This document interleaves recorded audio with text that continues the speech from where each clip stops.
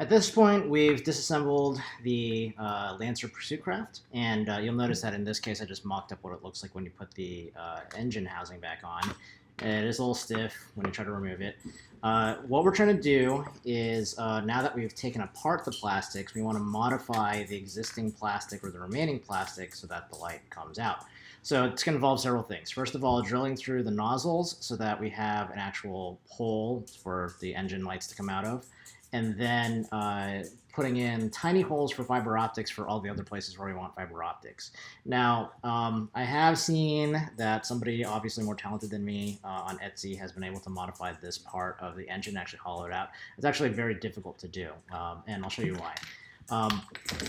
On the back side, this plastic is actually very thick in terms of how far the drill has to reach. So when I pop open the entire thing, if I can pop open the entire thing again, what you find is that here is where the engine would be, and there's kind of like a little tailpiece on the kind of the dorsal fin or the ventral fin. And then here, if you were to drill in with that, I'm not sure I have the correct tools for actually going through that to create kind of like little individual engine nozzles. And then even so, the plastic extends really far back into there. So what you'd end up having to do is find a way of removing this entire piece to try to get at this thing and then try to core it out. I'm sure it's possible, looking at the joints, to possibly do it, but I didn't do it in my first attempt, so I'm not going to try it now with somebody else's piece of plastic.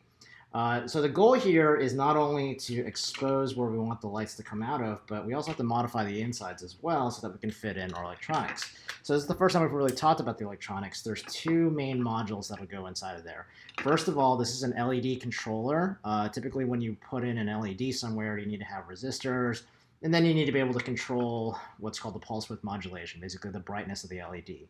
And while you could, break out your old physics textbook from high school, I don't even know if high school still teaches electronics, you could wire your own circuit to do that.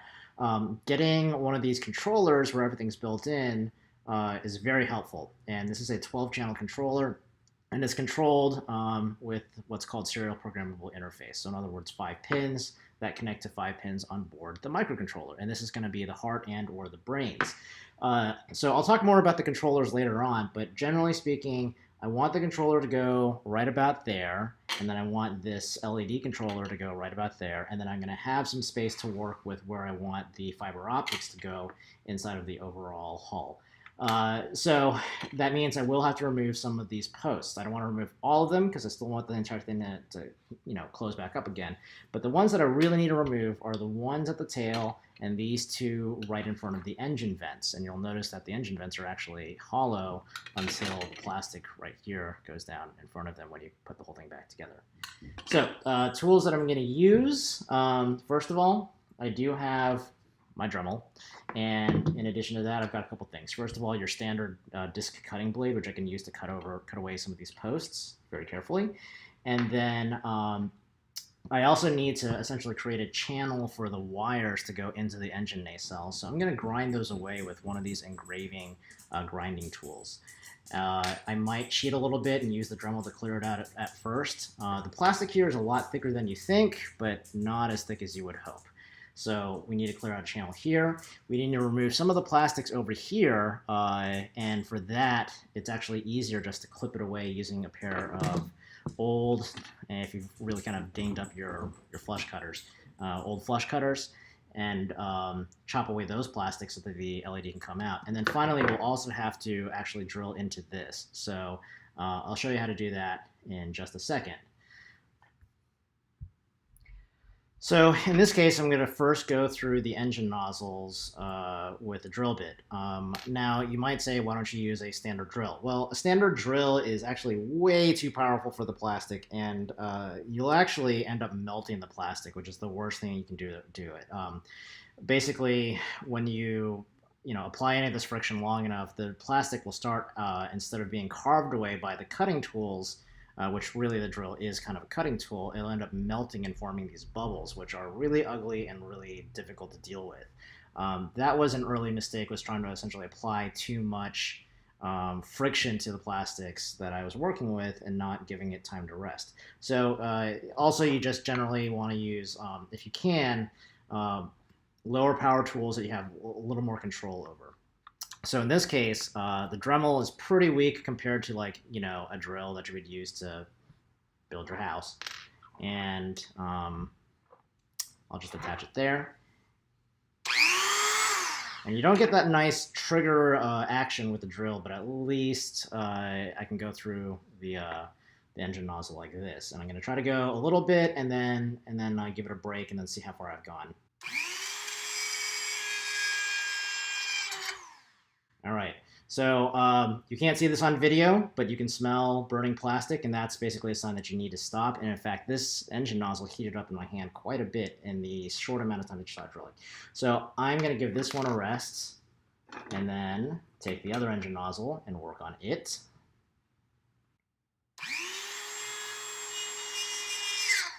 And there's some smoke. And so one thing that you're also going to see, and this is now melted plastic, I stopped, but also the drill heats up as well. So you got to be really careful about letting the tools rest and giving it time to cool down.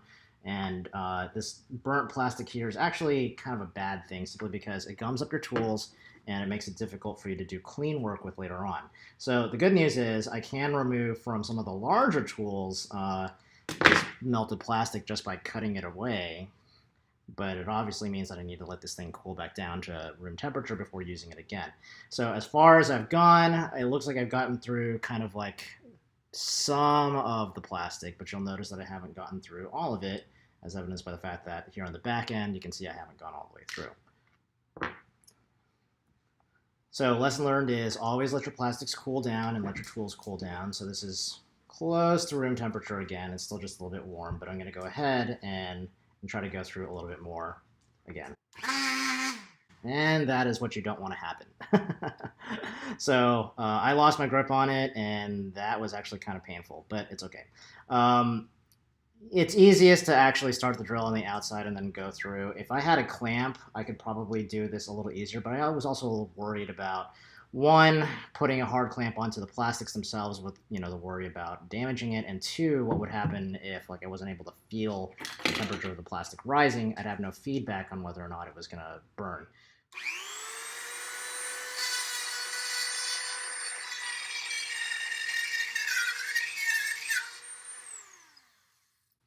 Okay, feels like I'm a little further, and I can see daylight on the other side. All right, so I'm getting a little further with that one. I know this makes an awful noise. The other nozzle. See how far I can get through with this one.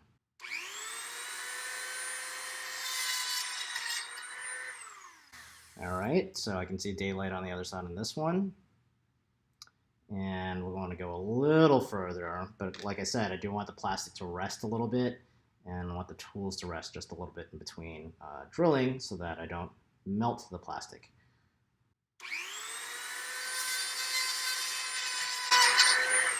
All right, and I am through. So I'm through the first one, and it's not a perfect hole that I can use to put a LED inside of, so I might end up like coming back the other direction with maybe a little bit of a larger drill. You notice that this is a kind of a taper, or I might even be able to use a different tool to kind of basically just, you know, sand off some of that plastic inside of there. So let's do it to this one.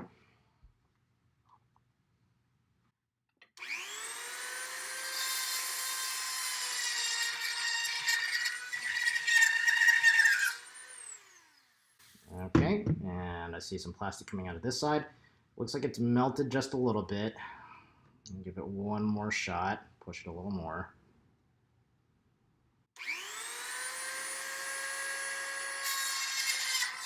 There we go. There we go. Now we got a nice round hole there, and now to change the tip to this grinder and see if I can just use this engraving grinder to grind away the plastic.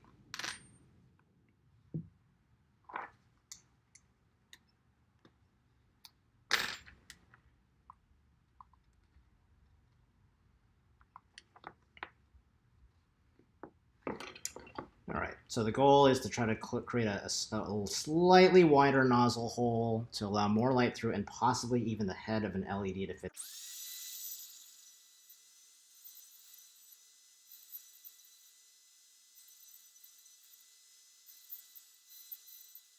Okay, so one thing that's going to happen as you're working is sometimes, especially with these grinding tools, you get in this little rut where the tool is just going to want to slip into that rut and you'll end up just carving straight through the side. So if you see that beginning to happen, back off a little bit, change your approach, change the angle. I'm going to try cutting around more of this white plastic here.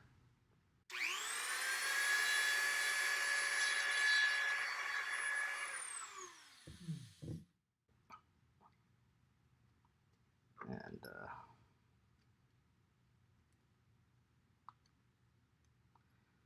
all right, so I'm a little further along. I think I'd still like that to be a little wider. So I'm going to pull through. I'm basically going to pull it through this way, then remove it and start again from the outside again.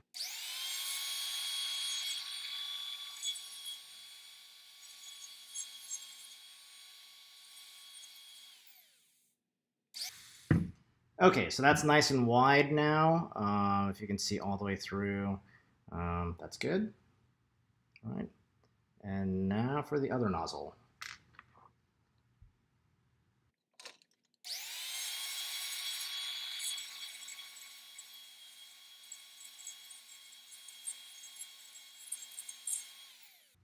Okay, so this side's pretty good, and I want the bottom now.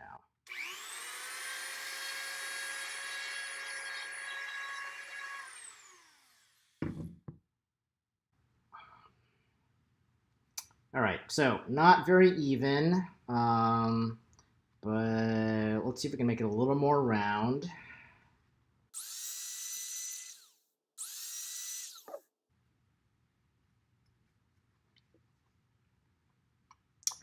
Okay, so that's not bad. You'll see that this isn't that even, but really at the end of the day, we just want to allow light to pass through. And in this case, because we're making the engines blue, you tend to be able to get some really bright blue LEDs, and I'll talk about LED brightness later on. You just want there to be some space for the lens of the LED to fit inside of here as it's coming out of like the back of one of these nacelles. So that's perfectly adequate for now, and let's continue with modifying the nacelles.